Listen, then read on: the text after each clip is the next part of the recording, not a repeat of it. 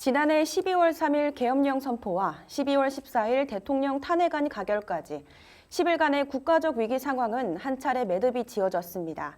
하지만 그 과정에서 발생한 국민의 혼란과 경제계에 미친 파장이 좀처럼 사그러들지 않고 있는데요. 도민들이 궁금해하는 예산 삭감 문제부터 도내 지자체마다 예정된 굵직한 현안 사업들까지 올해 어떤 변화가 있을지 전망해 보겠습니다. 말씀에 두 분 나오셨습니다. 안소동 행정학 박사이자 시사평론가, 신상훈 조국혁신당 청년위원회 수석 부위원장이자 시사평론가와 함께합니다. 두 분 어서 오세요. 네, 반갑습니다. 네, 반갑습니다. 탄핵 전국으로 흘러온 지난 12월 초부터 현재를 바라보고 계시는 두 분의 의견은 어떤가요? 네, 이제 지난 연말 이제 2020년도 초 뭐 이런 그 짧은 기간이지만은 우리는 그 엄청난 그 충격 속에서 지난 연말과 새해를 맞이하고 있습니다. 지금 새해가 밝은 지 지금 우리가 이제 오늘 1월 6일이죠. 보통 이때는 우리가 이제 그 설렘과 희망으로 덕담을 나누기도 하고 새해 신년 할애를 한다든지 또 축하 행사를 많이 하고 했는데 우리 사회적으로 그런 분위기가 모두 사라지고 있습니다. 그래서 지금 현재 우리 사회 분위기는 뭐 어떤 단어로도 표현하기 어렵지만 보통 참담하다, 상처, 불안, 위기 뭐 이런 걸로 지금 그 도민들이 휩싸이고 있고 또 이런 사태가 언제까지 갈 것인가 또 재현이 될 가능성이 또 있는가 뭐 이런 걱정과 불안으로 지내고 있습니다. 뭐 도민들께서 잘 아시다시피 이 계엄은 우리나라에서 있어서는 안 될 일이고 또 있을 수도 없는 일인데 우리 한국 정치의 어떤 그 민주주의 후퇴 이런 상황들을 단적으로 보여줬다 이렇게 생각하고 또 지난 10여 년간 이런 사태가 일어날 수 있었던 어떤 배경 시대적인 상황들이 모두 그 분출이 됐다 저는 그렇게 판단합니다. 그래서 이제 우리가 헌법재판소에서 최종적인 이제 판단을 우리는 이제 지켜보면서 이 아픈 상황을 도민들께서 이제 서로 보듬고 격려하면서 건강한 사회 국가를 만드는데 우리가 힘을 좀 모았으면 좋겠습니다. 네, 맞습니다. 말씀처럼 참 마음이 아프고 안타까운 그런 상황이죠. 또 전 의원님께서는 지난해 굵직한 일들을 많이 겪으셨는데요. 이번 탄핵 과정에서 안팎으로도 큰 일이 많으셨는데 현재 상황을 보는 의견은 어떤가요? 그좀 말씀 주신 것처럼 이제 저 같은 경우에는 이제 지난해 4월에 직접 총선에 출마하면서 3년은 너무 길다 이렇게 하면서 윤석열 정부 조기 종식을 목표로 삼고 출마를 했었고요. 뭐 물론 이제 당선이 되지 못했지만 그 기조 속에서 이제 이번 올해를 쳐다봤지만 실제로 이런 탄핵 정국이라는 게 일어날 거라는 것을 쉽게 상상하지 못했던 일이죠. 네. 그 일이 실제로 일어났고 12월 3일로 되돌아가서 기억을 더듬어 보면 그때 저는 김해 있었지만 우리 안소동 박사님도 보좌관을 하셔가지고 아마 주변 지인들 중에서 국회에 계셨던 분들이 많았을 걸로 아는데요. 네. 저도 이제 비상계엄이 해제된 이후에 지인들한테 전화를 했습니다. 국회에 있는 친구들한테 전화를 했는데 뭐 담을 넘어가다가 찔려가지고 멍이 드는 정도는 뭐 다반사고요. 네. 손가락이 부러진 친구도 있더라고요. 제 후배 중에는. 그 정도로 이제 저희가 TV로 봤을 때도 막 긴박함이 넘쳤지만 실제는 더 했던 것 같아요. 그리고 이제 제 주변 지인들 중에서는 그렇게 증언하는 친구도 있습니다. 분명히 총구를 들이밀었다. 나에게 라고 이야기를 할 정도로 그 긴박했던 상황이 지나갔고 그리고 이제 국민들께서는 그러면 도대체 왜 이런 일이 이루어졌냐라고 질문을 하는 과정 속에서 여러 가지 이제 위헌적인 이제 부분들이 드러나면서 결국 이제 탄핵까지 이루어진 거고요. 네. 3년이 너무 긴 줄 알았더만 3시간도 3분도 너무 길었던 그런 전국이 진짜 한 2, 3주 내에 다다닥 이렇게 흘러 지나온 것 같습니다. 네, 맞습니다. 정말 인연 같은 2주였는데요. 계엄령 선포부터 탄핵 가결까지 열흘간 시민들이 많은 불편과 고통을 받았다는 게 여론이죠. 계엄령 또 탄핵 정국이 시민들에게 미치는 영향에는 어떤 게 있을까요? 네, 이제 이번 사태는 우리나라 헌정사상 우리가 처음으로 겪는 일이고 또 시민들, 도민들, 뭐 국민들 모든 분들이 뭐 그야말로 한마디로 뭐 충격, 그 어떤 트라우마 여기서 벗어나지 못하고 있습니다. 그래서 저는 이번 사태로 인해서 우리 한국 사회가 산불의 어떤 상황을 만들었다. 첫째는 불안, 그 다음에 불신, 그 다음에 우리가 대립의 정치, 불신, 부정의 정치를 우리 한국 사회가 만들었다. 그래서 저는 이번 사태로 인해서 한국 사회에 산불의 시대가 도래했다. 저는 이렇게 판단하고 싶습니다. 산불의 시대. 네. 알겠습니다. 지역 소상공인들에게도 큰 충격이었고 이것이 직접적으로 영향을 미치게 됐는데 어떻게 파악하고 계신가요? 저에게 이제 이 헬로비전에서 가끔씩 이렇게 이슈토크에 출연을 제안을 주셨던 이유 중에 하나가 이제 제가 부모님이 오랫동안 이제 이 소상공인으로서 자영업자로서 이제 삶을 사시고 있고 저도 이제 카페를 운영했던 경험이 있어요 지역에서. 그러다 보니까 이제 그런 이야기들을 많이 해달라 이렇게 이제 요청을 많이 해주시는데 실제로 저희 부모님의 매출이 많이 줄었어요. 예, 연말이고 그리고 저희 부모님의 위치가 인제대학교 앞이거든요. 대학가라서 네. 연말에 대학생들이 이제 마지막 방학 맞이하기 전에 헤어지기 전에 이렇게 단체 모임들을 많이 하는데 그렇죠. 그 모임이 전혀 없다. 이제 그 정도 수준이었고 연초에도 이제 뜨문뜨문 이제 모임이 있었는데 그게 이제 전혀 이루어지지 않고 있고 이것은 비단 저희 가게뿐만이 아니라 그 대학로를 이루고 있는 주변 상가들이 다 비슷해요. 그래서 몇 년간, 뭐 10년간, 20년 동안 거의 가게를 쉬지 않았던 점포들도 네. 비정기 휴무를 지금 할 정도로 그렇게 경기가 실제로 좋지 않고 그리고 작년 연말에 여러 가지 여론조사들이 실제로 있었어요. 여론조사 전문 기관들이 경제 타격이 있느냐라고 질문을 했을 때 그렇지 않다라는 응답보다 거의 대부분 다 타격이 있다. 그리고 앞으로 계속 있을 것 같다라고 응답이 더 많은 응답이 있었기 때문에 네. 지역 경제뿐만이 아니라 전체적인 대한민국 경제가 많이 뒤흔들리고 있는 상황은 부정할 수 없을 것 같습니다. 네, 맞습니다. 상황이 상황인지라 모임을 조금 미루자는 의견이 대다수죠. 그렇죠. 이제 저만 해도 연말 모임이 거의 없었고 연초도 지금 앞서 우리 안소동 박사님께서 말씀해주신 것처럼 덕담을 나누려면 만나야 되는데 네. 뭐 그러기가 좀 민망한 그런 상황이죠. 알겠습니다. 또 연말은 예산 편성 시기라서 도민들에게는 또 다른 우려가 있을 텐데요. 바로 네. 예산 삭감 네, 문제죠. 우선 올해 정부 예산안에 실제 영향이 있을까요? 네, 이제 국민들이나 도민들께서 이제 걱정을 하죠. 이런 어려운 상황이기 때문에 제대로 지금 올해 한 해 이제 쓸 수 있는 과연 예산이 제대로 편성이 돼서 집행이 될까 하는 네. 이제 걱정과 불안이 많은데 정부 예산은 이제 총 지출 예산이 677조 3천억 정도인데 작년 12월 10일 날 국회 본회의에서 통과가 됐습니다. 뭐 이것도 야당이 그 감액 편성을 해서 우리 본회의를 통과했던 적도 역시 이것도 헌정사상 처음 있는 일인데 참 안타깝게 생각합니다. 네, 그럼 이를 바탕으로 올해 경남도 예산 상황을 자세히 짚어주신다면 어떨까요? 네, 이제 그 당초에 우리가 예상했던 그런 그 정액 사업들은 우리가 불발이 됐지만은 주요 사업들은 이제 그대로 담았던 게 많이 있습니다. 대표적으로 우리가 이제 경남의 굉장히 그 수도권과 그 가까이 갈 수 있고 우리 경남의 그 극단적인 어떤 그런 상황을 그 극복할 수 있는 게 제일 교통 상황인데 이게 저 남부 내륙철도 이게 한 1,200억 정도. 그다음에 부산 신항과 김해를 연결하는 고속도로, 그다음에 진해 신항 4,300억 정도, 뭐 이런 예산들이 그대로 반영이 다 됐습니다. 다행스럽게도. 그런데 문제는 이제 정액 예산이 없기 때문에 이 사업의 후속적인 정액 사업들이 어려울 것이고 특히 신규 사업들은 거의가 어렵지 않겠나. 그 중에서도 거제와 마산을 연결하는 국도 5호선, 그 다음에 우주항공 창업기업 공유 공장 등 여러 가지 사업들이 신규 사업들이 난항을 겪을 것으로 저는 그렇게 봅니다. 네, 알겠습니다. 또 도민들이 가장 궁금해하는 건 나와 있던 예산안이 계엄령부터 현재까지 변동이 없는지 또 지역에 편성되어 있는 예산에는 문제가 없는지일 텐데요. 이에 영향이 있다고 봐야 될까요? 영향이 있죠. 그러니까 앞서 우리 안소동 박사님께서 말씀해주신 부분들이 다 그런 영향이 있는 건데요. 이게 네. 무슨 말이냐면 우리는 경남도지사가 박한수 도지사가 국민의힘 소속이잖아요. 네. 그리고 이제 윤석열 대통령도 국민의힘 소속이기 때문에 여당이에요. 그래서 앞서 이제 10조 원을 국비로 예산을 받아올 기대를 경남도가 했는데 그러지 못하고 9조 6천억 정도였고 이제 4천억 원이다. 그럼 퍼센테이지로 따졌을 때 얼마 안 돼 보이지만 그럼 이게 얼마나 크냐라고 이제 따졌을 때 그런 이제 정무적 상황이 영향을 주는 거예요. 무슨 말이냐 하면 여당으로서 대통령 혹은 대통령 주변에 있는 참모진 그리고 이제 대통령 임명한 장관이라든지 뭐 비서관이라든지 이런 분들과 긴밀하게 소통이 되는 게 바로 장점이잖아요. 네. 이 부분이 사라진 상태로 국회에서 작년에 예산안이 통과가 돼버린 거예요.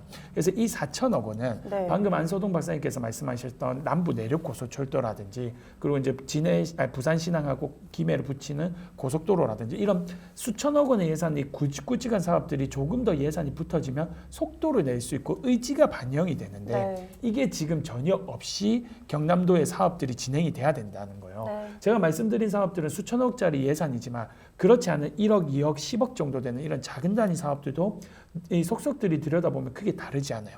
그리고 우리 경남도는 18개 시군이 있는데 시군의 사정도 마찬가지란 말이에요. 이런 부분들이 예산안 집행에 있어서 어느 정도 영향을 받을 수밖에 없고 그래서 내년에 추경 예산안이 좀 시급한데 대통령의 직무정지가 언제까지 갈지도 모르고 네. 새로운 대통령이 또 누가 될지 모르는 이런 변동성이 너무 큰 게 네. 여러 가지 이제 우려를 낳고 있는 겁니다. 네, 그렇다면 가장 크게 영향을 받을 사업은 뭐라고 생각하시나요? 문제는 이제 예산이 이제 본 예산 이제 편성도 중요하지만은 추경 예산을 통해서 우리가 예산을 이제 정액하는 사업들이 반영이 많이 되게 되는데 네. 그래서 이제 앞으로 추경 예산이나 또 국비 재신청 뭐 이런 절차를 이제 경남도에서는 준비를 하고 있겠죠. 이런 것 절차를 밟아야 되는데 이런 탄핵 정국이 만약에 이제 오래 간다면은 굉장히 예산은 새롭게 편성하고 나오기가 어렵지 않은가 저는 네. 그렇게 판단합니다. 특히 지방 정부의 저는 예산들이 가장 후순위로 밀려날 가능성이 저는 크다. 이게 이제 가장 큰 문제라고 보고요. 네.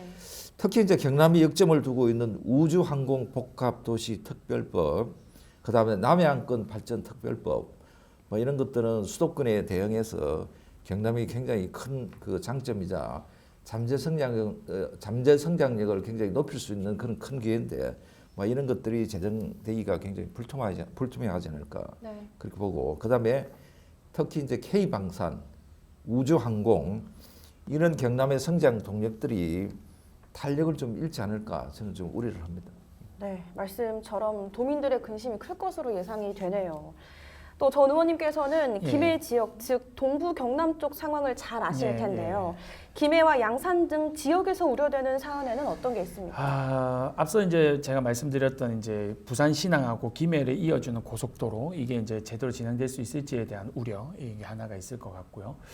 그리고 이제 우리 김해 같은 경우에는 작년에 이제 많은 사람들이 축하를 받았던 글로컬 사업. 네. 인제대학교가 지정이 됐고 김해시도 그걸 매우 큰 이제 이 사업 성과다 이렇게 많이 홍보를 했잖아요. 네. 근데 이걸 중점적으로 유지해왔던 윤석열 대통령과 교육부가 이 이제 부재할 수 있는 사항이 놓여졌기 때문에 네. 이 예산이 제대로 집행이 가능할까라는 물음표가 생길 수밖에 없어요. 그리고 제가 인제대학교 졸업생이라서 네. 인제대 내부 사정을 좀 들어봤는데 기대했던 것보다 예산이 내려오는 속도가 좀 느리다고 해요. 그러니까 무언가 지금 예산을 반영하는 데 있어서 이 탄핵 정국 이전에도 어떤 약간 리스크가 있었던 것 같은데 네. 이 리스크가 지금은 이제 전면에 확대가 됐기 때문에 그러면 인제대학교뿐만이 아니라 전국에 지정됐던 글로컬 30개 대학들은 다 어떻게 될 것이냐 이제 네. 우려가 있는 거고요. 그리고 이제 조금 더 시야를 넓혀서 이제 양산을 쳐다보면 양산이 우리 경남에서 유일하게 인구가 급속도로 늘어나고 있는 도시잖아요. 그래서 도시 인프라를 막 깔아야 돼요. 예를 네. 들면 지하철과 같은 도시 철도, 양산 도시 철도가 주요 쟁점 사업이 되고 그리고 신도시가 계속 늘어나고 있기 때문에 뭐 증산지구 도시 개발 사업이라든지 이런 사업들이 진행되려면 또 다 돈인데 양산시 자체만으로도 예산이 다 반영이 되기가 어렵기 때문에 경남도의 협조가 필요하고 경남도에서도 도비로서 한계가 있기 때문에 결국엔 이제 또 돌아서 국비 예산을 받아와야 되는데 네. 국비가 당초 기대했던 만큼 못 받아온 상황이 벌어졌기 때문에 김해 양산 다 이제 상황이 좀 어두울 수밖에 없는 거고 우리 경남도가 18개 시군인데 이게 뭐 김해 양산만 그렇겠습니까? 창원도 그렇고 진주도 그렇고 특히나 방금 우리 안소동 박사님께서 지방 예산부터 없어질 가능성이 높다라고 하는데 그러면 거창이라든지 함안이라든지 이런 작은 단위의 군 단위에 있는 예산들은 먼저 감액될 우려도 있을 수밖에 없어요. 네. 그렇기 때문에 뭐 동부 경남뿐만이 아니라 경남 전체 그리고 나아가서는 지방 전체의 여러 가지 예산적 측면이나 경제적 규모가 줄어들 수밖에 없다는 우려가 현실이 될 것 같아요. 네, 말씀처럼 경남에 정말 기대를 많이 했던 굵직한 사업들이 많았는데 참 안타까운 상황입니다. 그렇다면 추경 예산 편성 가능성은 어떻게 보시나요? 무조건 할 겁니다. 무조건 하고요. 근데 이 추경 예산안도 이제 어떻게 볼 것이냐에 따라 다른 건데 보통 의례적으로 평년적으로 보면 한 3, 4월쯤에 한 번 해요. 네. 그러면 올해 3월쯤 과연 누가 이 추경 예산안을 편성할 수 있을지가 물음표예요. 그러니까 탄핵 정국이 지금 언제 끝날지 모르고 탄핵이 만약에 헌법재판소에서 이게 인용이 된다 하더라도 네. 또 2달 뒤에 대선이거든요.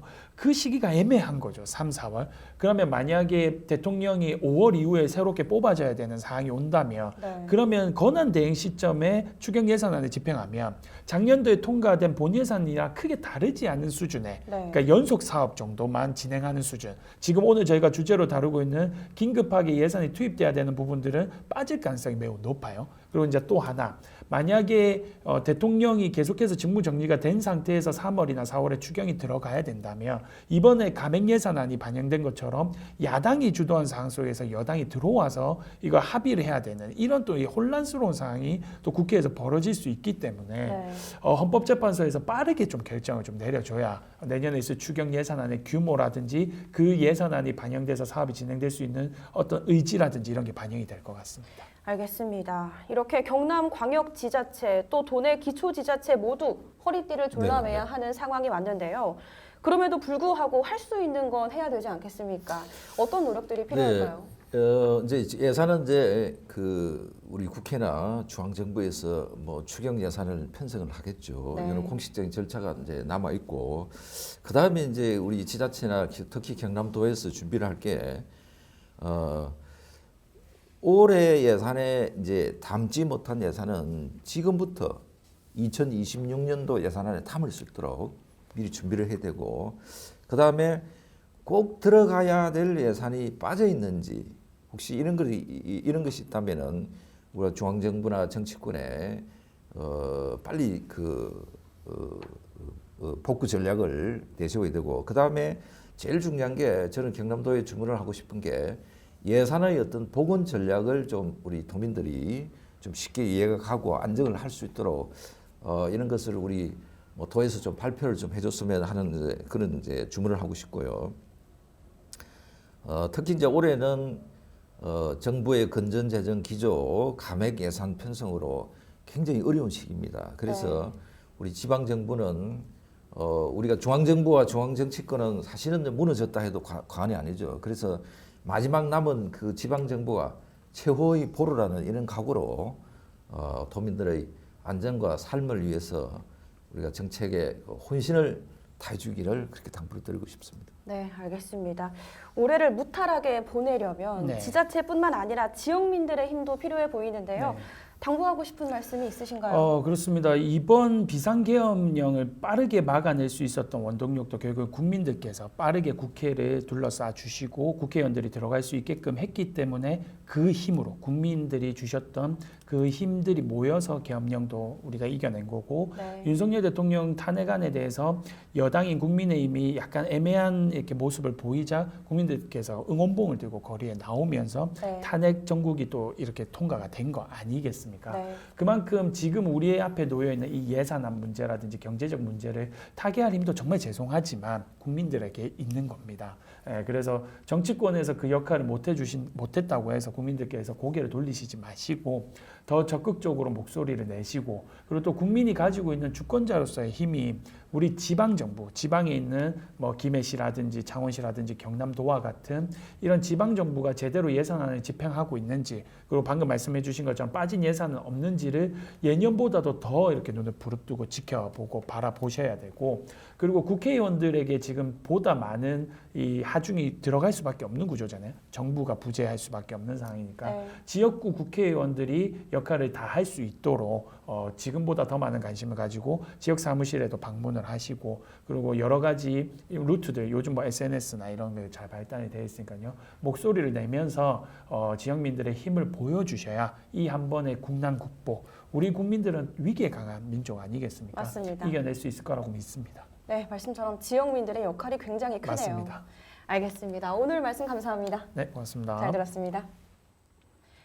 박완수 경남지사는 탄핵 가결 직후 기자회견을 통해 무거운 책임감을 느끼며 도민들에게 죄송하다고 전했습니다. 도민들의 일상은 입장문 하나로 안정이 되진 않을 것입니다. 경남도 도내 모든 기초지자체가 지역민의 삶을 보듬는 진정한 정치의 힘을 보여주길 바라면서 새해 첫 할로이스 토크는 여기서 마무리하겠습니다. 시청해주신 여러분 고맙습니다.